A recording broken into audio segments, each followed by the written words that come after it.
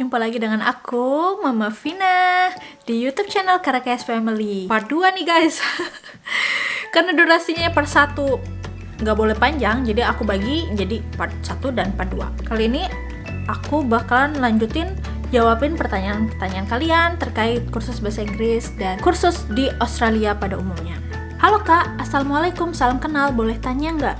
Kalau umur sekitaran 41 masih bisa sekolah di Australia nggak ya? Kayak sekolah bahasa Inggris gitu? Nah, ini nih bedanya sama di Indonesia ya. Kalau di sini itu nggak ada batasan umur kalian mau belajar gitu. Entah itu 50 tahun, 40 tahun, 55, nggak ada batasan. Nggak ada yang nggak mungkin di sini. Kalian bakalan tetap bisa belajar dan pemerintah juga support gitu. Terlebih jika kalian ngerasa bahwa kalian gak cocok sama pekerjaannya gitu, terus kalian mau pindah jalur gitu kan, yang tadinya dari hukum gitu ceritanya jadi sosial gitu, harus belajar lagi. Tentu saja itu nggak ada batasan umur gitu. Kalian bisa melakukan itu umur 50 tahun, why not gitu loh. Gak usah sedih gitu ya, gak usah minder gitu karena umur gitu ya, kalau kalian emang mau belajar sesuatu gitu. Di sini emang benar-benar kayak disupport banget sih ya. Jadi kita di sini kayak aku umur 27 ini, terus ada temen aku umur 35, ada yang 45 tahun bahkan. Mereka tuh karena punya semangat belajar yang tinggi gitu, dan mereka ngerasa kayak jurusan mereka nggak sesuai sama passionnya mereka. Pada saat umur 45 tahun itu dia pindah jurusan gitu, dia kuliah lagi dari awal. Jadi ini ya, belajar itu gak mengenal umur gitu. Bisa siapa saja, di mana saja, dan umur berapa saja gitu di sini. Apalagi ini pertanyaannya tentang kursus bahasa Inggris, tentu aja bisa. Aku tuh di kelas ya, ada yang umurnya 65 tahun, jadi kayak kakek-kakek gitu. Mereka tuh kayak dari Cina yang notabene bener-bener beda banget ya sama bahasa Inggris gitu. Mereka masih semangat gitu belajar bahasa Inggris walaupun umur 65, nggak ada diskriminasi, nggak ada oh ini udah tua harusnya gini-gini, ini masih muda harusnya gini-gini, nggak ada. Jadi malah lingkungan kelasnya diverse ya, beragam, dan kita saling melengkapi gitu. Jadi seru sih ya. Jadi gak usah takut buat temen-temen yang ngerasa tua, ayolah belajar menuntut ilmu lagi, gak usah takut. Pertanyaan selanjutnya, kalau misal cuma mau ambil kursusnya aja bisa nggak? Ini maksudnya kursus bahasa Inggris itu ya. Misal kasarannya modal visa dan sewa tempat tinggal, visa tipe apa yang cocok? Tentu aja bisa ya. Kalau cuma mau ngambil kursus bahasa Inggrisnya gitu, tentu aja bisa. Kalian sih bisa menggunakan student visa, itu otomatis bisa untuk belajar di Australia.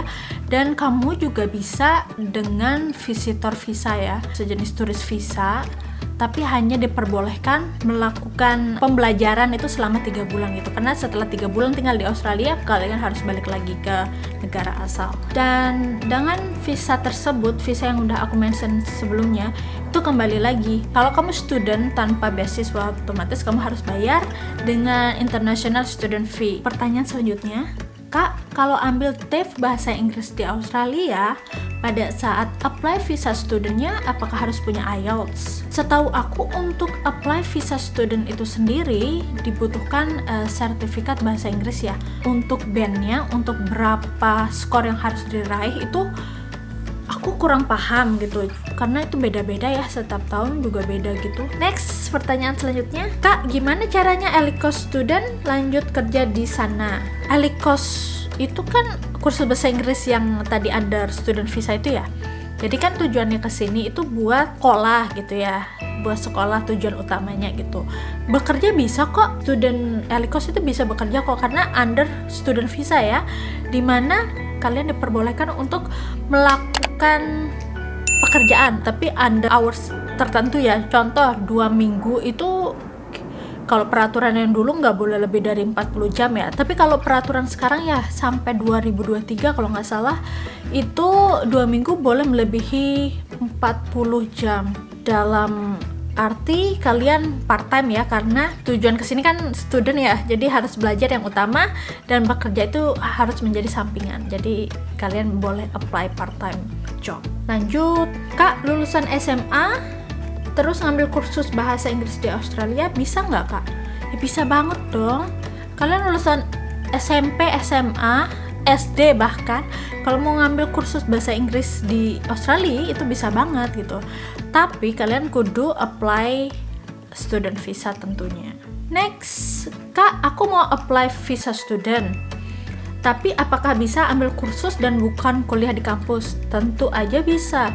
Jadi visa student itu nggak hanya untuk sekolah di universitas aja. Kalian cuma ngambil kursus aja gitu, seperti di TAFE, sekolah kejurusan seperti itu bisa ya, itu sangat bisa gitu. Next, sekolah bahasa Inggris bisa part-time nggak ya? Bisa banget. Jadi di sini itu apapun kursusnya, apapun kuliahnya itu bisa ambil part-time ya, karena bakalan disediain pilihan full-time maupun part-time, dan part-time-nya itu juga ada online class. Jadi kalian kalau umpama nggak bisa menghadiri kelas langsung gitu, kalian di kursus-kursus tertentu itu menyediakan online class yang waktunya bisa kalian sesuaikan dengan jadwal kalian gitu. Next, gimana cara daftar kursus di sana? Kalian langsung aja ke website kursus yang kalian mau. Kalau kalian udah tahu nih, oh aku mau ambil kursus kecantikan. Nah, kursus kecantikan biasanya di sini di TAFE ya, di sekolah kejurusan TAFE gitu. Nanti langsung kalian type aja gitu, apa kecantikan gitu kan, beauty gitu. Terus nanti bakalan dijelasin tuh syarat masuknya apa aja, biayanya berapa, terus gimana gambaran sekolah di sini, berapa biaya kehidupan sehari-hari gitu, sampai gimana caranya bisa dibantu untuk mendapatkan student visa itu gitu. Lanjut, Kak, saya ngelamar kuliah namun tidak punya IELTS dan akhirnya di email untuk belajar bahasa Inggris di Australia sampai aku ditelepon. Apa itu benar, Kak? Ya, itu benar. Jadi di sini itu di universitas-universitas atau sekolah-sekolah tertentu itu bakalan ada yang namanya bridging course. Contohnya ya, kalau kalian mau sekolah di Universitas Western Australia. Jadi kalau kalian cuma punya IELTS 5 nih ya, padahal standarnya 6,5, kalian itu berkesempatan untuk mengikuti kursus bahasa Inggris yang namanya bridging course. Jadi itu durasinya sekitar 6 bulan full time ya. Jadi setiap hari Senin sampai Jumat gitu. Dan tentu saja berbayar, guys.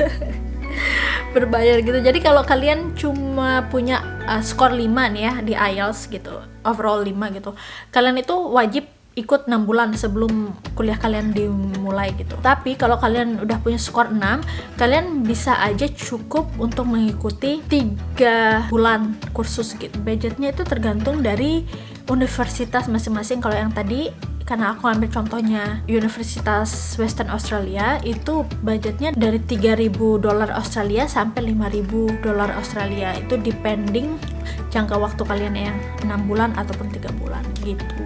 Jadi jangan takut kalau umpama IELTS-nya belum nuntut gitu, tapi kalian udah dapet universitasnya dan emang tanpa beasiswa gitu ya, bisa aja langsung datang ke Australia dan mengikuti yang namanya bridging visa itu. Kalian bisa mengikuti belajar bahasa Inggris dari level yang kalian punya sampai dirasakan cukup siap untuk mengikuti proses perkuliahan di Australia. Oke, aku rasa cukup sekian guys. Mungkin kalau ada pertanyaan langsung aja di kolom komentar. Pertanyaan yang belum aku jawab kita bahas di video selanjutnya. Kasih guys, jangan lupa subscribe, like, dan share. Bye bye.